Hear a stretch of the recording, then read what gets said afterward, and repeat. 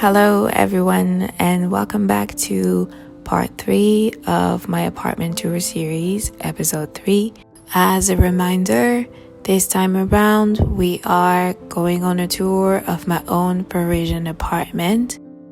As always, if you enjoyed this video, you can like it, share it, and subscribe to my channel. In part 2, we explored my living room space. Now onto my vanity table, and I will take you on a tour of my bedroom. All of the spaces that I'm about to show you now have been updated and changed. Right behind me is my dresser slash vanity table. This dresser has definitely been featured on my channel before heavily, but I've changed its space and also a lot of what was on it. So in order to utilize this dresser as much as possible, I divided it in two. The first, second, and third are for my clothes, and then the fourth is what I use to store some of my DIYs, unopened beauty products, just a lot of stuff. But now on top is what I'm pretty happy about. I used an old marble table that is actually broken, unfortunately. It's quite old. It used to belong to my older brother. And so on top of it, I've placed a mirror that belonged to my parents. And I have a tray. So first, on my rattan tray is my incense burner. If you want the DIY, it is on my channel. I like to use it in the morning to burn incense. I made it myself using clay. Then is my perfume, and right next to it is the incense that I use from Resonance Apothecary. It's one of my favorite parts in my morning ritual. Still, regarding smells, I have an oil and a spray from Resonance Apothecary. And right behind it is a tray that once again I made myself. This is for my everyday jewelry, so my watches, my rings, and also my hair clip. Another pro tip for small apartments is to utilize a tray to tie everything that you are using together, and also to avoid them taking too much space. Here is another Zara candle that I mentioned in part 2. And here I have a tray that just has a lot of stuff like my AirPods, a smaller version of my favorite perfume, Purell, and essential oil. Oh, that's also a tray I made. I don't know if you can see it, but yeah, that's also a tray I made years ago. I think that was one of the first things I did out of clay. Oh, that's a juicy one. What is home decor to me? Okay, there is this bell hooks quote that I actually got from a talk she did at the new school. I think she had a series of talks 7-8 years ago, and the one that I remembered and really stayed with me was, home is my place of power. I think that really defines how I feel about my home.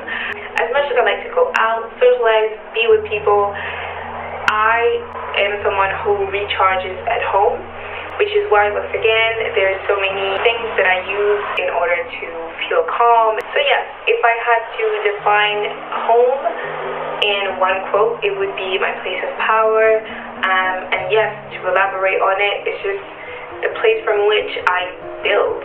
Because if I get to rest in my home, if I get to relax, if I get to create peace and flow, then I'm just feeling more of myself, simply.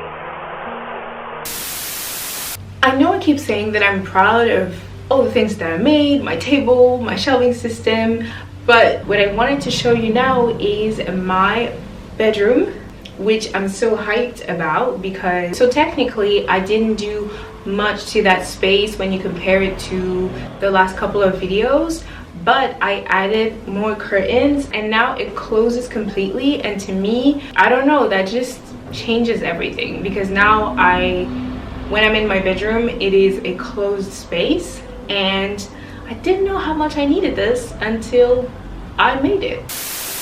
What did I think of this space? I felt like it was pretty big, and I especially liked that there was sort of a separation. So for my bedroom, there's a wall that separates the space that I'm in my bedroom with the rest of the apartment. And when I saw that, I think that kind of stuck with me, because I was like, ooh, that means that I can just close that space and yeah, have the rest of the apartment be the living space, but have my bedroom sort of like hidden from the eyes. Interestingly enough, I literally just completed this like last week, and that is something that I've been wanting to do since I moved into this apartment. Upon entering my bedroom, the first and biggest thing you will see is my bed. It takes most of the space, and that was by design. My intention was to create a peaceful space, which is why I used wool, linen, and neutral colors. I try and clean pretty often. I really need order where I live, because for some reason when I see clutter, it's very difficult for me to focus and to organize my thoughts. So I definitely try to clean my space. Right above my bed are 3 prints I selected for this space. 2 that are about balance, and the one in the middle that is a reminder of a city I really want to visit. On the right is my closet. This is the biggest storage space in my entire apartment, and this is where I store most of my clothes, but I also have some space to put other things such as my suitcases, so I put them on the upper level. This way I can access them when needed. It took me a while to organize this space to my liking, but I'm happy I took the time, because now it holds everything I need to put away. Here is a sneak peek at my clothes. The way I organize them is by color. I find it easier to then dress up in the morning. I'm not sure how to describe my style, but I know that they are minimalist, comfortable, and maybe even androgynous touches in it. But right up, I have put my jeans, and once again, I've organized them by colors and also by the ones I wear the most. I stay pretty classical: blue jeans, white jeans, and a lot of black, since it's my favorite color. In terms of material, I like wool, cotton, linen, everything that is wholesome. Recently, I bought vacuum storage bags. That was very effective for me, and it really helped organize my closet differently. I guess that's another pro tip for small apartments. I would say this home is pretty heavily dedicated to peace and relaxation. These are definitely themes that have always been important for me, but obviously these last couple of years, my ability to feel calm and to relax, keys to my house have been more and more important, which is why I made a lot of changes to my space. The table I use for my bedside table is actually a DIY. That was an old table that I painted in black. On my table, I like to keep it pretty minimal. I have a couple of books that I like to read, like this one on how to take great photographies. I am studying pretty hard. Then there is a book I've talked about before, my Basquiat book for inspiration, as well as a kinfolk book. I like to read in the evening, and I also like changing things up. I added this IKEA lamp that adds a bit of softness to the space at night. In addition to the books are my sprays. This one I've showed you before. It is still the spray by Resonance Apothecary. I have one for my bedroom, and there is also an old roll-on perfume from Kumba Made that I have actually used to store some of my oil that I've shown in part 2, I believe. That is actually the Frequency oil by Resonance Apothecary still. Finally, I keep a pouch for my earplugs and my jewelry. I wanted to show you the view I have from my bedroom.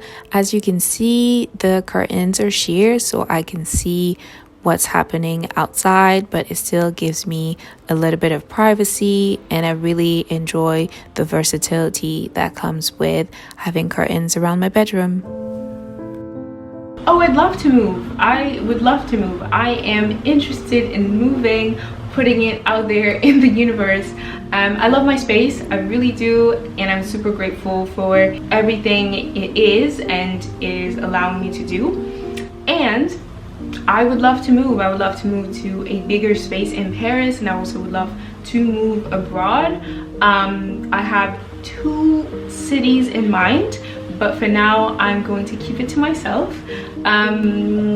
Yeah, I'm gonna keep it to myself and see how it goes. But maybe at some point in 2022 I'll start a video and I will be in a complete different city. That would be pretty awesome.